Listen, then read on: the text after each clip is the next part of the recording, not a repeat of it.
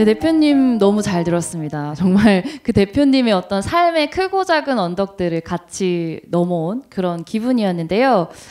많은 분들이 질문을 주셨어요. 그래서 저희가 두렵네요. Q&A로 좀 이야기를 여쭤보도록 하겠습니다. 먼저 아무래도 공익 변호사라는 저희가 어떻게 보면 드라마나 영화에서만 봤던 그런 좀 직업인 것 같아요. 그래서 이런 질문을 주셨는데요. 공익 변호사로 활동하시게 된 계기와 공익 변호사로서 요구되는 능력은 무엇인가요? 라는 질문을 해주셨어요. 그리고 또 공익 변호사가 소외계층을 도와주는 변호사라고 알고 있는데 그 소외계층에게 필요한 법적 도움은 어떻게 파악하시는지 궁금합니다. 아무래도 비슷한 꿈을 꾸고 계신 분 같아요. 네, 혹시 로스쿨생이 아닐까 생각이 듭니다. 제가 좋아하는 글귀 중에 이런 글귀가 있어요. 우리가 들어야 할 것은 정보가 아니라 소리이다. 소리는 앉아서 듣는 게 아니라 소리가 나는 곳으로 달려가야 한다라고 예전에 신영복 선생님 책에서 제가 본 내용이거든요. 네. 저는 그게 저한테 공익변호사를 처음 시작할 때 되게 중요한 화두가 됐었던 것 같아요. 지금까지 제가 그 전에 로펌 변호사를 할 때는 앉아서 기다려도 되는 위치였었던 것 같아요. 아직까지는. 근데 공익변호사는 앉아서 기다리는 게 아니라 그 소리가 어떤 소리인지 그 소리가 나는 곳으로 가서 어떤 문제가 있는지를 들어줘야 되는 그런 게 정말 중요하다는 생각이 들었습니다. 그래서 그런 부분들에 대한 어떻게 보면 마음의 준비 또는 그런 것들이 자기 마음에 있는지 그런 어떤 사회적 약자나 소수자들에 대한 생각들이 본인이 정말 그것을 기쁘고 즐겁게 할 수 있는지 이게 아마 제일 중요한 요건이 아닐까라는 생각이 드네요. 네. 저는 또 들으면서 굉장히 궁금했던 게 사실은 어떤 삶의 큰 변화를 맞이할 수 있는 그런 시작들을 많이 하셨잖아요. 로펌에 있던 변호사에서 공익 변호사로 변화했고 또 공익 변호사에서 어떤 스타트업 대표가 됐고 그러니까 이런 변화를 맞이할 때 많은 고민이 있을 것 같거든요. 쉽게 할 수는 없는 그런 선택일 것 같은데 그 안에서 그런 시작에 앞서서 대표님은 어떤 생각을 하시고 어떤 결심을 하시는지가 궁금하더라고요. 네. 아까 이제 제가 말씀드렸다시피 제가 로펌 변호사에서 공익 변호사로 옮길 때가 제 인생에 어떻게 보면 가장 큰 터닝 포인트였던 것 같아요. 그때 정말 고민을 많이 했었습니다. 그 고민을 많이 하면서 뭐 모든 분들한테 적용되는 건 아니겠지만 저는 저 나름대로 기준이 생겼어요. 그때 이제 제가 어떤 인생에 있어서 중요한 의사결정을 할 때 저한테는 기준이 4가지가 있다라는 나름대로의 기준을 정했습니다. 네. 첫 번째는 의라는 관점입니다. 네. 이 의라는 관점은 내가 내 의를 추구하기 위해서 이 결정을 하는 거냐 아니면 이게 좀 더 우리 사회에 그리고 내가 살아가는 공동체에 좀 더 공의를 위해서 이 결정을 하는 거냐. 왜냐하면 이게 후자로 가지 않으면 내 의라는 거는 되게 짧아서 금세 또 바뀔 수 있다는 생각이 들었거든요. 네. 두 번째는 저는 시라고 생각을 했습니다. 제가 제일 중요한 것은 항상 타이밍의 문제인데요. 이게 내가 하고 싶어도 하지 말아야 될 때가 있고요. 내가 하기 싫어도 해야 할 때가 있는 것 같습니다. 바로 그때인지 아닌지가 굉장히 중요했고요. 사실 저는 그때 로펌 2년 차였기 때문에 그 고민이 제일 컸습니다. 너무 빨리 이렇게 전환하는 게 아닌가? 더 커리어를 쌓고 더 전문성을 쌓고 가야 되는 게 아닌가?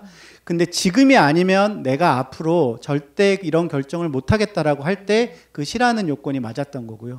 세 번째는 락입니다.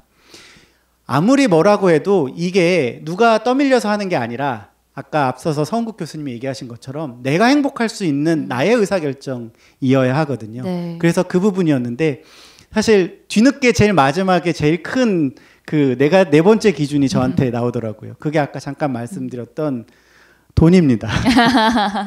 내가 할 수 있는 의사결정은 현재 시점에서 20-30% 이상은 제가 생각할 수 있는 결정에서 벗어나는 거예요.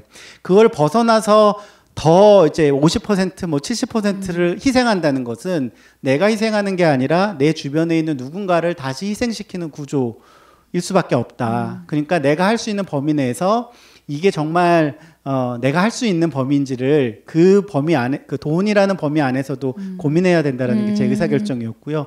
그게 그때 한번 이게 결정이 되고 난 다음부터는 네. 다른 의사결정을 할 때도 이상하게 그 결정이 저한테는 잘 기준이 적용됐었던 것 같습니다. 그래서 또 이런 질문을 주셨는데 아마 들으시면서 공감을 많이 하신 것 같아요. 내가 가는 길이 쉽지 않고 나만 힘든 것 같다는 생각이 들 땐 어떻게 극복하셨나요? 라는 질문을 하셨어요. 좀 이렇게 왜냐하면 그 죽어라는 거 그리고 아까 그 변호사를 해라라는 그 이야기 해주셨을 때도 쉽지 않은 그 어떤 대면을 하셨을 것 같거든요. 그 상황들을 그때 어떻게 극복하신지. 지금 돌이켜 생각하면 네. 이게 다 알았으면 안 왔을 것 같다라는 안 갔을 것 같다라는 생각이 있는데요. 이상하게 그 당시에는 이게 좀 빨리 끝날 수 있을 거라고 생각했고 빨리 이룰 수 있을 거라고 생각했고 그리고 또 그 좀 어려워질 때마다 조금씩 그 같이 이렇게 할 수 있는 동료들이 이렇게 합류하게 되고 그게 저한테는 이게 멈추지 말고 가라는 시그널이었던 것 같아요. 근데 이제 질문 주신 분처럼 정말 이게 힘들고 어려울 때는 어떻게 해야 되나 그거는 저도 되게 고민이 될 것 같습니다. 근데 아까 이제 그 기준이 저한테 중요한 거죠. 다시 한번 자기한테 좀 질문을 해볼 필요가 있는 것 같습니다. 충분히 기다리고 인내했는지 조금만 더 기다리면 같이 할 수 있는 사람들이 오거나 아니면 이 길에 어떤 실마리가 풀릴 수도 있는데 너무 빨리 이거를 포기하는 건 아닌지 그 부분에 대한 충분한 고민이 있으면 아마 그 부분은 그 누구보다도 본인이 아는 문제라고 생각하거든요. 그래서 그 부분에 대한 고민을 통해서 결정하시면 어떨까 싶습니다. 그리고 또 이런 질문 주셨는데 아까 저도 되게 인상 깊었던 게 문제를 제대로 해결하려면 문제를 제대로 정의 내리는 게 중요하다. 그래서 그 본질을 파악해서 정의를 내리는 게 되게 중요하다고 얘기하셨는데 좀 그 본질을 파악하는 데 중요한 능력인 것 같아요. 그 일상생활에서 관찰력을 어떻게 키우는지 그 키우는 방법에 대해서 좀 질문을 해주셨어요. 일상생활에서 관찰력이요. 네. 뭐 쉬운 거죠. 뭐 약간 삐딱하게 보시면 됩니다.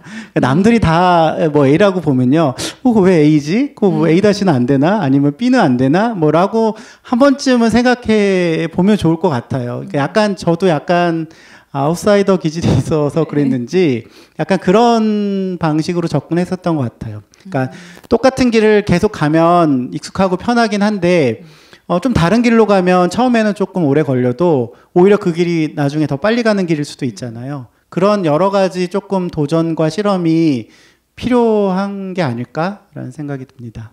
근데 아까 그 위스테이 사진이랑 영상 잠깐 보여주셨는데 너무 부럽더라고요. 추가 입주는 뭐 언제 계획 있으신가요? 네, 저도 부럽습니다. 네. 조성해놓고 저는 이제 들어가지 못해가지고 되게 부러운 마음에 저도 이제 가끔씩 가서 경험을 하는데요. 네. 사실 뭐 여기 말고도 고양시 지축지구에 2022년 1월달에 입주하는 그런 사이트가 있고요. 아마 지금 추가적으로 뭐 완전히 확정된 곳은 아니지만 조금씩 저희가 이렇게 노력하는 부분들이 정부의 정책이나 이런 공공기관에게 조금씩 영향을 주고 있어서 아마 전국적으로도 이런 흐름들이 더 많아지지 않을까라는 생각을 하고요. 네. 일단 저희뿐만 아니라 실제 이런 공동체 주택이나 사회주택 그리고 단순히 주택 공급보다 그 이후에 정말 커뮤니티를 만들어 가려고 노력하시는 그런 사회적 기업가들 비영리 활동가들이 훨씬 더 많아지고 있기 때문에 앞으로 여러분들이 이렇게 그런 곳에 입주하고 그런 삶을 살 수 있는 기회들이 조금씩 더 많아지지 않을까. 그리고 그 수요자가 먼저 그런 모일 수 있는 움직임들을 우리가 만들면 오히려 역으로 더 그게 빨라지지 않을까. 요즘 그런 생각하고 있습니다. 빨리 만들어주세요. 네, 그래야 되겠습니다. 그리고 또 그 주거뿐만 아니라 새로운 형태의 어떤 커뮤니티, 아까 말씀하신 우리 사회 관계망을 이제 만드는 일에 좀 힘을 쏟고 계신 것 같은데 그런 뭐 페이지 명동이나 마실 같은 곳에서 실제로 커뮤니티를 이제 뭐 기획을 하고 운영도 다양하게 이제 하시잖아요. 근데 대표님이 생각하는 어떤 커뮤니티의 가치는 조금 다를 것 같아요. 듣고 싶어요. 대표님이 생각하시는 커뮤니티의 진짜 힘? 이건 어디에 있을까? 네. 요즘 여러분도 잘 아시는 바와 같이 생각보다 전통적으로 커뮤니티에 대해서 역할을 했던 네. 뭐 종교라든지 학교라든지 또는 지역 이런 그런 공동체들이 굉장히 많이 무너지고 있잖아요. 그리고 또 그 틈을 타서 사람은 계속 그런 관계 속에 살아갈 수밖에 없는 존재니까 커뮤니티를 비즈니스화 해가지고 뭐 여러 가지 이런 커뮤니티 비즈니스 사업들이 많아지고 있는 것 같아요. 하다못해 여러분 뭐 페이스북도 본인들이 커뮤니티 기업이라고 얘기를 하고 있거든요.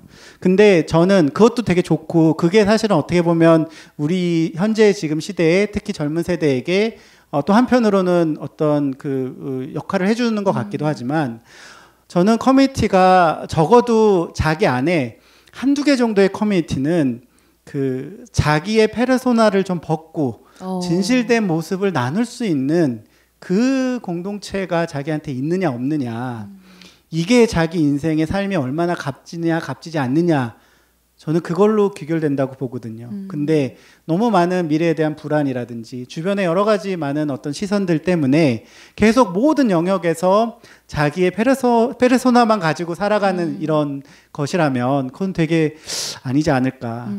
물론 이제 기본적으로는 느슨한 이런 공동체가 지금은 현 시대의 흐름이라고 하지만 그 가운데서도 가족을 대체하든 자기의 어떤 이런 뭐 정말 그 진실한 어떤 공동체를 만들어 가는 게 우리한테 필요한 게 아닐까? 그게 우리 삶에 되게 소중한 부분이 아닐까라는 생각을 있습니다. 네. 네, 너무 좋네요. 그 커뮤니티를 사실 저도 많이 운영을 하고 호스트도 많이 했었는데 또 대표님한테 이렇게 어떤 공동체적인 가치를 들으니까 굉장히 새롭게 좀 느껴지는 것 같아요. 너무 좋습니다. 그리고 또 이런 질문 주셨어요. 아무래도 그 대표님 강의 내용을 듣고 같은 고민을 하시는 분들이 많으신 것 같은데 내가 잘하는 일과 하고 싶은 일 중에 무엇을 선택해야 할까요? 라고 좀 조언을 얻고 싶다고 질문 주셨어요. 네. 딱 10년 전에 이 질문에 대한 특히 제 후배들한테 하는 답은 하고 싶은 일을 하면서 살아라라고 하는 얘기였는데요. 지금은 또 그게 정확한 답은 아닌 것 같습니다. 예, 그래서 이 대답에 대해서는 네. 또는 누군가에게 이런 얘기를 하는 거는 요즘은 제가 진짜 극도로 자제하고 있는 상황인데 다만 이 분이 이런 질문을 하신 분이 지금 예를 들어 대학생이냐 아니면 사회 초년생이냐라고 할 때는 오히려 본인이 잘할 수 있는 것과 하고 싶은 것이 아주 명확하다고 하면 모르겠지만 그게 명확하지 않다고 하면 오히려 주변에 본인이 신뢰할 수 있는 사람들의 의견을 충분히 좀 듣는 게 어떨까. 그리고 특히 사회초년생일 때는 본인이 그러니까 하고 싶은 일보다는 잘하는 일들을 통해서 어느 정도 토대를 만들어 가고 그 가운데서 하고 싶은 일들에 대한 연계성들을 찾아가는 게 좀 더 낫지 않을까라는 생각은 좀 드는데요. 네. 이게 제 뭐 정답은 아닌 것 같습니다. 네. 요즘에 주거가 한창 이슈잖아요. 근데 이제 주거를 직접 만들고 계신 분으로서 또 새로운 가치를 좀 추구하고 계신 대표님으로서 요즘 주거 때문에 많이 힘든 저희 같이 하시는 분들께 마지막으로 뭐 주거 선택에 대한 기준이라든지 대표님이 생각하는 정말 주거에 대한 이야기를 좀 해주시면 좋을 것 같아요. 네. 사실 4, 5년 전에 이 사업을 시작하면서 이런 게 잘 만들어지면 한국 사회에 되게 빠르게 좋은 변화들이 많이 생기겠구나. 사람들이 아파트나 부동산을 가지고 어떻게 보면 정말 물론 좋은 그 재산의 증식 수단이기도 하겠죠. 근데 그 이상을 넘어서 정말 자기 삶에 대한 근본적인 성찰을 할 수 있는 그런 공간 안에서 좋은 커뮤니티를 만들어갈 수 있고 우리 사회가 더 이상 물질주의자가 득세하지 않고 다양한 가치들을 나눌 수 있는 이런 사회가 되는데 조금 일조하지 않겠나라는 생각을 했었거든요. 근데 역설적으로 지난 5년 사이에 더 많은 문제들이 부동산과 주거에서 계속 발생하고 또 저도 예외가 될 수는 없죠. 이 안에 있는 많은 사람들이 계속 그 안에 경도되고 또 계속 그 미래에 대한 불안함과 두려움 때문에 그 물결에 동참하고 이러는 것 같아요. 그게 저는 지금 제일 안타깝고 역시 이게 결코 나 혼자 할 수 있는 것은 아니구나. 그리고 이게 정말 가능할까? 이런 고민이 있습니다. 솔직히 그런 고민이 있는데요.